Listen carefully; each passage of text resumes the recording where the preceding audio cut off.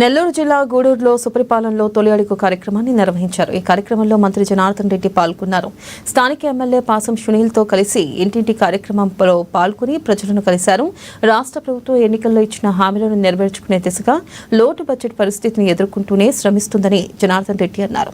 కూటమి ప్రభుత్వం ప్రజా ప్రయోజనాలపై దృష్టి సారించిందన్నారు. ప్రజాధనాన్ని దుర్వినియోగం చేసిన నాయకులకు తగిన బుద్ధి చెప్పే విధంగా ప్రజా నిర్ణయం ఉంటుందని మంత్రి జనార్దన్ రెడ్డి వివరించారు. ప్రజల మధ్యలో చిచ్చు పెడతా ఉన్నారు, రౌడీలను ప్రోత్సహిస్తా ఉన్నారు.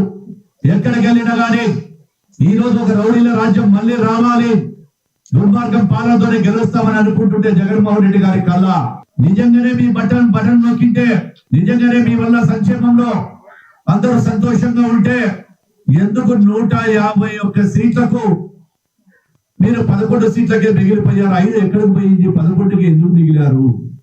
ప్రజలు మిమ్మల్ని తిరస్కరించారు, మిమ్మల్ని చీకొట్టారు. ఈ రోజు 164 సీట్లు మా ప్రభుత్వానికి, కూటమి ప్రభుత్వానికి ఇచ్చి ప్రజలు మమ్మల్ని ఆశీర్వదిస్తే బాధ్యతతో పరిపాలన చేస్తా ఉన్నాము, బాధ్యతతో సంక్షేమాన్ని అభివృద్ధిని చేస్తా ఉన్నాము. ఆ రోజు మీరు ప్రతిపక్ష హోదా కూడా దక్కలేదు. ఈ రోజు మీ ప్రతిపక్ష హోదా దక్కడమే కాకుండా 11 మంది శాసనసభ్యులు ఉంటే ఏ ఒక్క శాసనసభ్యుడు కూడా ప్రభుత్వ జీతాలు తీసుకొని ప్రజల సొమ్ముతో జీతాలు తీసుకొని అసెంబ్లీకి రాని అసమర్థులు మీరు అసమర్థులు. కూటమి ప్రభుత్వాన్ని గాని మా నాయకుల గురించి గాని మాట్లాడే అర్హత లేదు, మమ్మల్ని విమర్శించే అర్హత లేదు.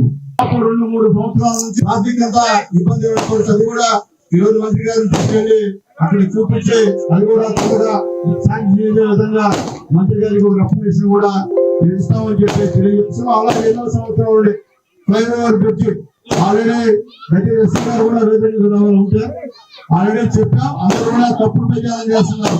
ఫ్లైఓవర్ బ్రిడ్జి డబ్బులు రాలేదు. ఫ్లైఓవర్ బ్రిడ్జికి ఆల్రెడీ తెలుగుదేశం పార్టీ గవర్నమెంట్ లో 38 కోట్ల దాన్ని 63 కోట్లకి శాంక్షన్ ఇచ్చిన మాట వాస్తవం. ఇప్పుడు కూడా మేము వచ్చిన తర్వాత ఆ కాంట్రాక్ట్ 2 కోట్ల వరకు వర్క్ చేసి మళ్ళీ గతంలో ప్రజల మధ్యలో చిచ్చు పెడతా ఉన్నారు,